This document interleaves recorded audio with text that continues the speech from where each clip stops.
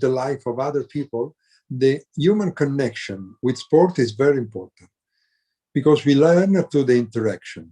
So if we meet about 10,000 people in a lifetime, and of these 10,000 people, we can change the life to 10 of these.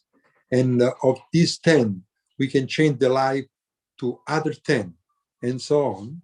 In 5 generation time, which is about 125 years, we'll have the change, we have changing the life of about 800 million people, which is the double of the American population. That's amazing. This is an amazing number. And think about then, if we had one more generation, according to the logarithmic scale, we'll have to change the lives to about 8 billion people, which correspond to the whole population of the world. It may seem strange, but if you consider, then I am a surgeon. If I wake up in the morning completely drunk, and I go in the OR and I give surgery to 10 people, if I am drunk, I will kill 10 people. So I will change the life not only of these 10 people, also to the son of these 10 people, then I will kill because I'm drunk in the OR. And they won't be able to live also the nephew, the grandnephew, and so on. So think about this, then our behavior can change the life. So what's happening here today can change the world. So we meet about 10,000 people in our life. We can change the life of about 10 at least over these 10,000 people. But 10 by 10, in 5 time generation, we can change the life of about 800 million people, the double of the American population. Give one more generation, and we can change the life of 8 billion people, the whole world population. So interacting, sport is interaction, because we learn with our mirror motor neurons, we learn and we fire our neurons. So without physical interaction, without competing, without moving at the stadium, we are losing a lot of this capacity to expand and to connect our neurons. And this is why we have to come back in this pantomime of life, because sport is a pantomime of life. And we are, like that man who was walking alone along the beach, and he saw 2 footprints, one of his and one of God. And during a moment of depression and deep sadness, he saw only one imprint. Thinking that he has been left alone, he began to despair and wonder why God had abandoned him. Infinity answered him. And he said, I will never abandon you. When you see a single footprint, it means then I'm carrying you on my shoulder. So we should close our eyes and try to feel this deep contact, perceiving, practicing sport. So we need to be back. Sport is a big instrument, and the way of behavior, the way of connecting through sport will help us to grow up. We are nothing without any kind of connection and interaction. So let's think about this, and let's think about this thirst we have, and we can feel alone, but in reality we are always in good company. So the company is here, and we have to be back to normality, re-expanding the interconnection that belongs to sport. That's my suggestion. Thank you very much, Adolfo. Very interesting to listen on you. Then the next 6 to 7 minutes, I will give the floor to, we can say, a football legend from Germany, Christoph Daum. He is a professional football manager and also a TV expert, and of course also a former player. He has won 8 trophies with clubs from Germany, Turkey, and Austria. He is, especially here in Norway, well known from his many years coaching Köln, where he had huge success, and he has been national coach for Romania and also in Germany. So, Christoph, then I give the word to you. Nice to see you.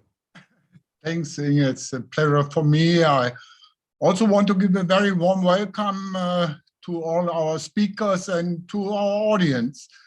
The COVID-19 pandemic is a real challenge for all of us in this world. Yes, of course, we have to follow the rules of the government in every country. My clear position is being loyal to commitments or obligations of the government and also the health department. Loyalty, responsibility, integration, open communication, transparency, integrity are the glue, as we have heard before, that build good relationship all over the world. Our speakers and I want to inspire others to become part of possible solutions concerning physical activities during pandemic times instead of complaining. Preventive behavior, that means correct hygienic behavior, is vitally important to protect their own health and the health of all people around us. Yes, the social distancing, the inability to move free, wearing a mask cause a feeling of isolation or sometimes stress or even depression or diseases by this uncertainty. Yes, all of these restrictions and even much more, every death of a beloved person affected our lives dramatically. I send my condolences to all these people, and I want to mention that last year, during the first shutdown, the German Football League has created a hygienic concept for the professional football. This concept, made in Germany, has been checked by the government and especially by the health department, and allows the professional sport a safe reopening without spectators. It worked well because in professional sports, all these teams and athletes have a 24/7 medical service. This includes a permanent testing and a strict monitoring of every player and the whole staff. The German Football League created a bubble which allows to train and to have competition in a safe and controlled way. This became a worldwide model and allowed the top sports athletes to be active even without spectators at the event. The next step is now a controlled reopening with limited spectators at sportive events. Professional sports is an entertaining business and still well paid by TV sponsors. I believe that the COVID pandemic will have a great impact on a renewing process in professional sports. I don't know now what professional sports will look like in a post-pandemic world, but for sure it must change. Concerning amateur sports, leisure sports, which includes elderly, vulnerable, or handicapped people especially, we have to work on possible solutions for the youth sports. The societies needs clear recommendations, guidance, and support. Clear and shared objectives provide direction and purpose, also builds cohesion and trust. A clear accountability orientation motivates people to fight and to succeed this pandemic situation. We have to find a balance between short-term goals, medium-term goals, and long-term goals. We have to inspire people to be on track in a safe, sustainable, healthy, and progressive way. I'm sure together we will achieve our targets. I'm convinced that it's possible to map out the processes and time frames for achieving our goals. Already short-term frame shows improvement, so everyone can see and feel the progress we are making. This is essential in keeping people motivated and feeling confident. I want to encourage everyone to think, to work for the overcome of this pandemic. My wish is that we have a strong commitment and a deep understanding that everybody is an important part in this puzzle. This puzzle will be characterized by success or sometimes by failure. I'm open for a wide range of possible solutions, even they are right now out of our control and not scientific proof. Therefore, we have to establish in a safe way a suitable risk management, which allows us as much as possible to be physical active.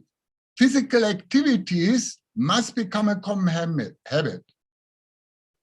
Like we have learned to brush our teeth, sports can, it must be the same with sports. Sports can stabilize our immune system and will have a helpful impact on a mental and our social life. We have to discuss what kind of education we have to give to our coaches, to our people, to build up a mindset, because this is a new situation and we have to learn a lot, and old models will not work. We have to look for new models. Thank you very much, Christoph. Then we are going directly from Germany to United States and to Los Angeles.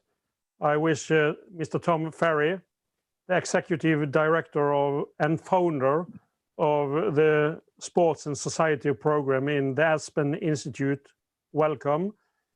I met Tom first time for some years ago in Washington, D.C., and Aspen Institute is one of the most important think tanks for sport and social development for young people in United States. And also you, Tom, are coming from a country, are living in a country that has been really hard attacked from COVID-19. And how is now the situation in sports in USA? Yeah, well, thank you for having me, Inga, and really everyone who put on the forum here. It's a real honor to be with everyone. Sports has been deeply affected by the pandemic in this country. You know, at the Aspen Institute, and particularly our program, we track this from a research point of view. A little bit of background. So Project Play, which is the entity that we do all this work through, it's basically we convene the leaders of sport in the United States to become, as someone said earlier, the best version of sport that we possibly can be in this country. So we collect a lot of data, we mobilize leaders, we elevate the best ideas, we try to drive impact through that. So what we've seen in the pandemic are several trends. Number one, and this is kind of positive, we've seen a lot more family activity. Because sports have been shut down, people were having family dinners again, they're getting out, they're doing hikes, they're biking more often, they're surfing. It's hard to buy a bike, it's hard to buy a lot of equipment these days because people are doing individual things where there's social distancing. And that's good because there's been a trend away from individual activities and more toward team activities, which are terrific. But the pandemic has really elevated the opportunities for individual sports and family activities. Second of all, and this is a positive as well, it got a lot of families off of I call the hamster wheel that youth sports has become. It's become very commercialized in the US at least at a very early age, where kids are put on travel teams and parents are writing $2,000 and $3,000 checks for their children to play a sport and going all over the state or across the country to have them play games, sometimes against a team that's one town away. And so that shut a lot of that down, not all of it, but a lot of it. Another positive has been virtual training. So you heard earlier about the benefits of people connecting online. We've seen more, group workouts, and that's been a real positive development too. But the bottom line is that overall the population is less physically active than it was in the past. And we're also seeing significant mental health concerns. A lot of children, in particular, athletes, they're not quite sure what to do with themselves. They've lost that connection. One of the great things about sports is the social benefits. This is why children play sports. Yes, they want to win. Yes, they want to compete. But our surveys show that well above that, consistently with little kids, adolescents, or even adults, it's really for a social experience. It's a chance to do something in a physical setting with other people. And so, physical activity rates are really down. Mental health is down, and team sports, I mentioned, are down as well. The greatest impact has really been in disadvantaged communities in the U.S. So families with money have found a way to keep going, but it's the kids who are at the low income levels who have lost their programming at the park and recs and the YMCAs and the Boys and Girls Clubs. And some of this isn't going to come back. So we're at a real, this divide between sport haves and have-nots in the US has gotten wider during the pandemic. It's a significant factor that we have to work with here. We're also seeing an uptick in injuries, and it's a bit anecdotal in this case, but as the pandemic lifts here in the US, club teams and school teams are anxious to get back into business, and these kids are sometimes playing 4 and 5 and 6 games a week.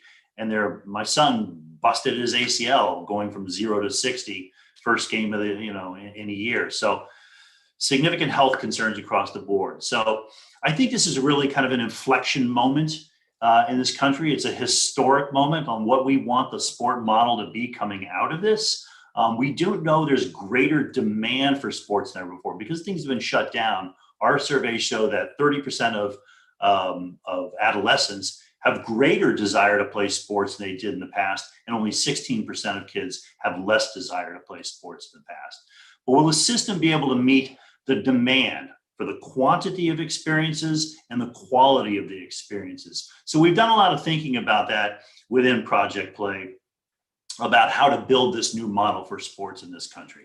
And it's really about reinvesting in community-based play, local, low-cost, affordable social experiences for kids. The travel team thing, the highly competitive thing, they're fine. They're going to do their thing. But how do we build up those experiences for the average athlete or the below average athlete or the kid who maybe has disability or otherwise, so classmates can play with classmates? So the things we've been thinking about how to do this are really 4 components. One is just to simply establish that children have a right to play sports in this country, and they have certain rights in sport. Now, I mean, this is one of the great things about being friends with Inga is I have learned from how Norway did this. Their children rights in sport document was foundational in creating a better sport system. Japan has created one as well. They launched in 2018. The European Council, I know, is looking at this issue of children's rights in sports. So we're going to push forward that conversation here in the United States about establishing that right. Number 2 is enhancing the capacity of local providers, just giving these boys and girls clubs and the park and recs the ability to deliver quality programming. That's a matter of partnerships and technology. Third is funding community-based play.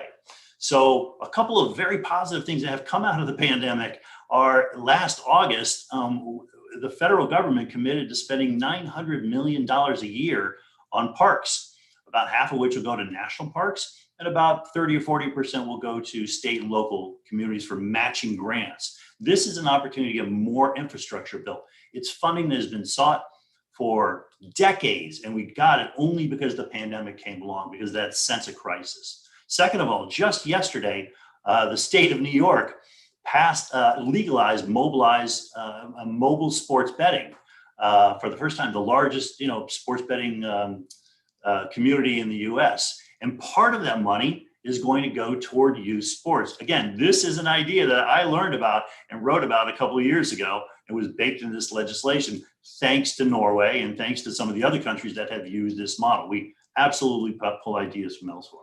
And the fourth and final thing is just sports governance. In the US, we do not have a Ministry of Sports, some Department of Sports and Recreation to coordinate sport activity. So we think there's a real conversation about creating governance that can balance competing interests. And if we can do that, we can build what we call within in Project Play, sport for all, play for life communities. But a lot of work to do, and we'll share all of this with our international partners at Aspen. There's a Project Play in Romania and Mexico as well. And very exciting times and very challenging times. So back to you, Andrew. Thank you very much, Tom.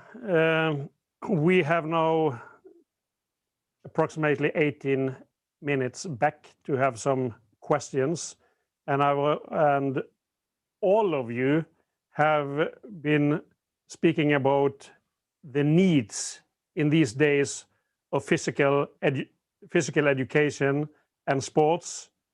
You have spoken about the meaning of the sports, and also that this situation with isolation has given the possibility to look in new ways, we can say, find new roads to do our sports.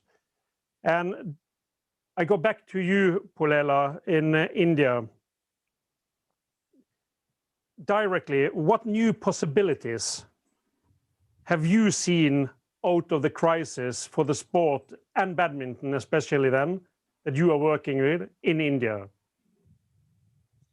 I think as far as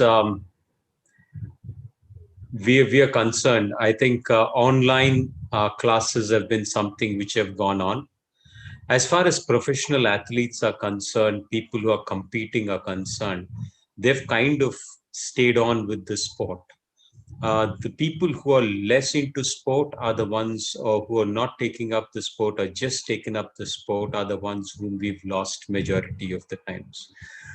For me, the biggest thing has been the knowledge transfer which has happened. The resources which have been online have been great because players, and especially in India with this vast population and with this, with the diversity in culture and also the language, to have resources or people come over to learn things was a big challenge.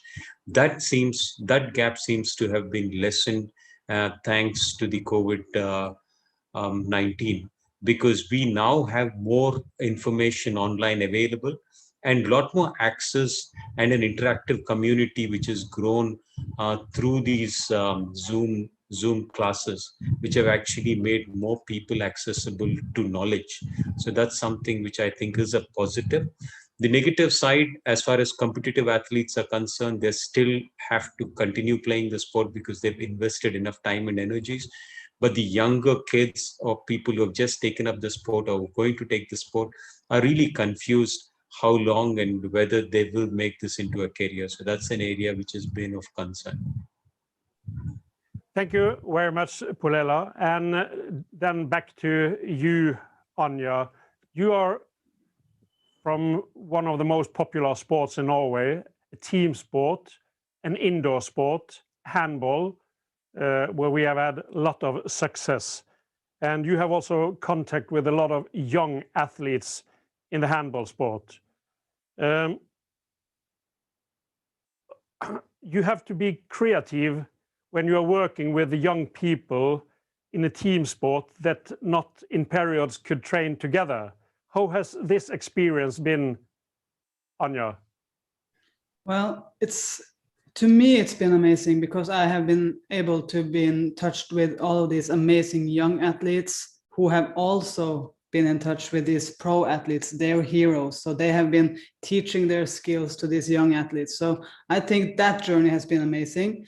But at the same time, I see your point about being creative. And for these young athletes, they still want to develop their skills in handball, even though the arena is closed. So yes, we can do that physical training, we can do that strength training and everything, but they still want to develop the handball skills. So what we did was we contacted some television stations in Norway and asked them to let us have these championship clips, matches from the young athletes as heroes, when Norway was playing against Denmark, when the Champions League were been playing, and so that the young athletes could actually see their heroes and go in and learn handball online. So they got to know, why is this working? How can we analyze this? And then we analyze these clips together. So they were able to create this understanding about how a great handball player actually thinks and what the opportunities are in the arena. Saying, in fact, Anya, is that this period, this year, has given, that has opened quite new doors, and the mind has been more open for new impulses by the young people. Is that correct?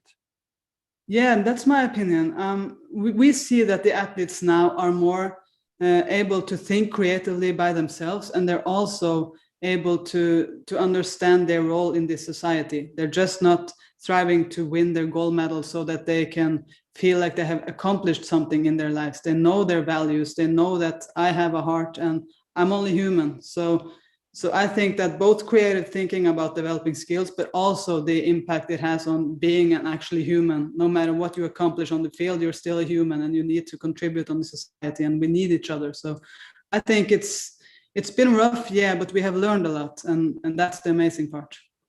Thank you very much, Anya. Really interesting.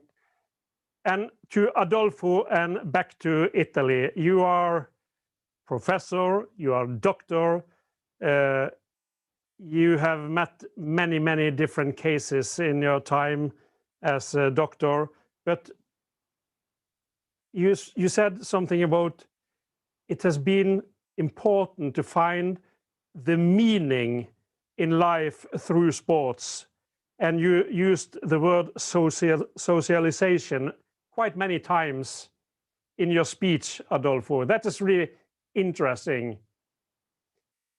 Could you say something more about why you have taken this point of view to share with the world today?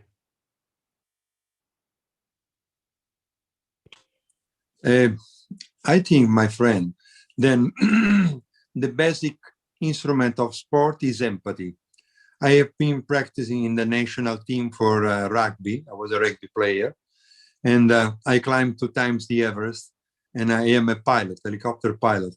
So I like competition. Whenever you compete, you try to imitate somebody. Sport is a matter of imitation. And mirror motor neurons have been associated with empathy towards emotion, and imitation are missing in patients with autism.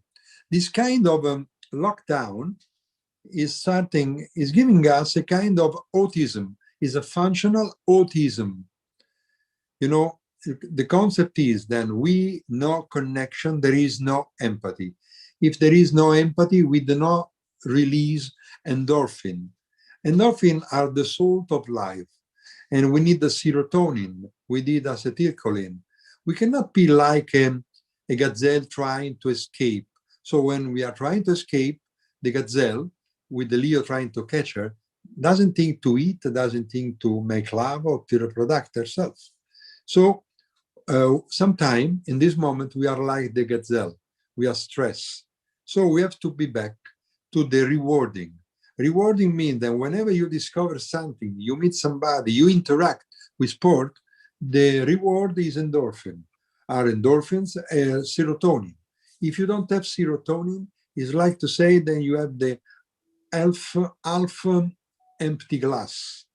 If you have serotonin, there is a half full glass.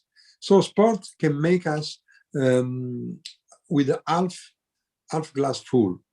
So we have to be back, because interaction, sport means empathy. We know empathy, there is no life, there is no happiness, there is no competition is a good seed. Not competition because you have to fight somebody and you must kill him. No. Competition means that we are different, but we can be integrated. So sport is the basic of integration. So this lockup is not good at all. So we have to be back to the empathization. This was the basic of my speech. Very simple reflection. Thank you for your question, Inge. Yeah, thank you, Adolfo. It was really interesting to listen on your answer here. And then I go back to the biggest sport in the world, football. And to you, Christoph Daum, you are an expert. You are a TV commentator nowadays. And here in Norway, I have to use 20 seconds that we are now, I say, owning probably the most attractive football player in the world at the moment, Mr. Erling Braut Haaland. He is playing for Dortmund. I could have asked, where will Mr. Haaland play in the next season? You can think about that, Christoph. Perhaps you have the answer. But the second thing is, in football, it's a huge industry. It's a huge, also it's spending a lot of money. And how long can the elite football play without publics in the stadiums? And when will some of the elite clubs come in deep trouble in the economical way? The floors are yours, Christoph.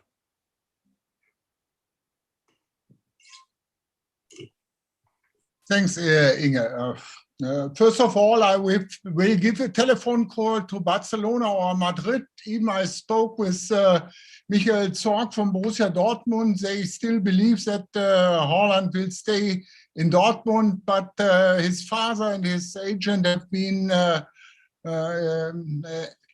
think, not only just to say hello in Spain, but on the other hand, professional football, for me, is not a good example because it's well paid. Still, we are facing financial difficulties. But the question is, if you will earn 10 million per year or maybe 5 million per year, so what's the difference? I think, as I said it before, professional football has to go through a renew process. We have to shorten salaries, commissions, and a lot of other things, because even if it's a business, it developed in a wrong way, and a lot of people in leading position in football have seen that in this situation that was caused by the COVID virus, it's nothing for me new. It's something I would say it's just brought alive the problems of this professional football, which has to find a new way. But for me, it's much more important, how can we help the amateur football, other things, leisure sports, and so on. It's like only a small piece of the iceberg, the professional sports. Of course, they are idols, they are role models. And as we have heard before from Dr. Adolfo, people are identifying with idols. That's right, and we need them. But on the other hand, we have to think about the amateur sports. And as we have seen it, there's a shutdown in schools. And I have also children who go to school. They were really unsatisfied with this online homeschooling, and I think that's the same with our coaches. Our coaches has never learned what it means to have an online connection with their players or with their athletes. We have to renew our coaching programs, what it means to stay in touch online with our athletes, not only for giving some exercises, home training plans, also to be in touch, to keep them mentally healthy. There we have to go new ways. We have to think about how maybe at the beach we have safeguards. Yes, why we cannot educate safeguards for public areas where children can play in a controlled, safe way with safeguards. I can give you a lot of let me say, recommendations or inspirations how to handle, how to overcome this situation.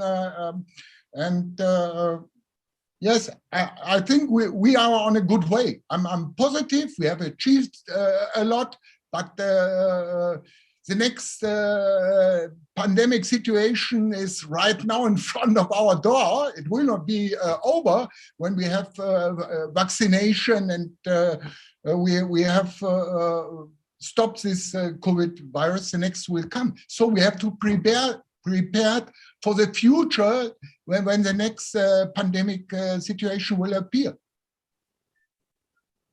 That brings me directly to you, Tom, again, and United States.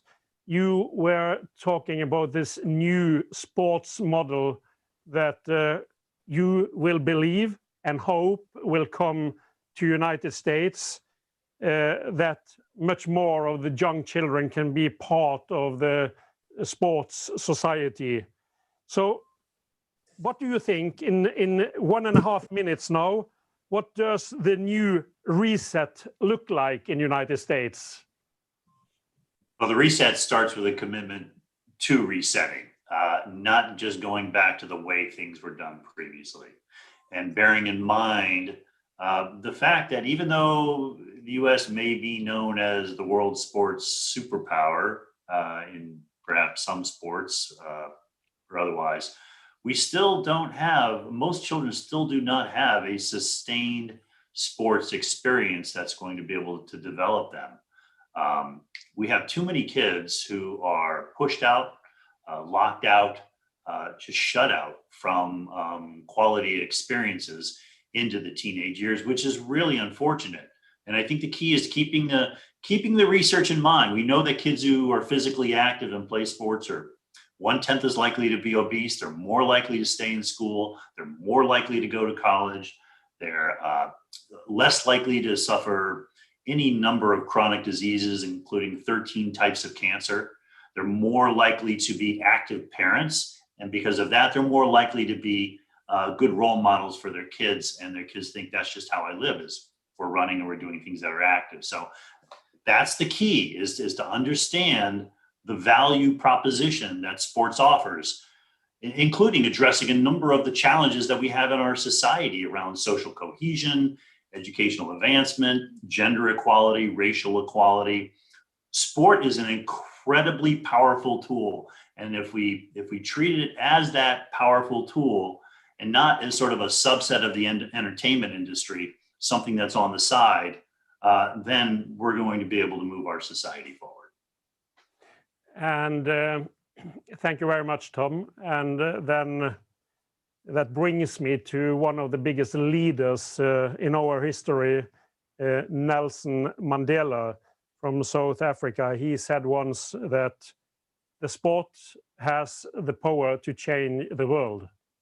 And nowadays, I think, and my advice will be that we need to use this period to do a lot of innovation in children's sport, in youth sport, and also, of course, in elite sport, as also Christoph Daum spoke about regarding football. But it will be an Olympic Games in Tokyo in a few months without people could travel in to Japan to look at the biggest event in the world. And that is something totally new, but that gives also an incredible possibility to think new. I will say thank you very much to this really excellent panel. We would like to continue this important conversation with you that has been listening to us tonight, today, or this morning, wherever you are in the world. So we will continue this important conversation with you in the month to come. We request you to be in touch with us and to follow the various World Forum in Ethics in Business, Social Media, Properties. So we are delighted that the World Forum in Ethics in Business invited us to this global event, that we could take part from this panel from many different places in the world. And thank you again to all of you. And we are looking forward to seeing you in the next event. And in the next event, you can go directly into this code, and then it's going on now until approximately 7 o'clock in Europe time. That is 10:30 in the night in India, and in Los Angeles it's 9 hours behind us. So thank you very much, all of you, and good luck in the very important work each of you are doing. And we love sport, as you know, and as you hear, and as you see, all of us. Okay, bye-bye so far. See you.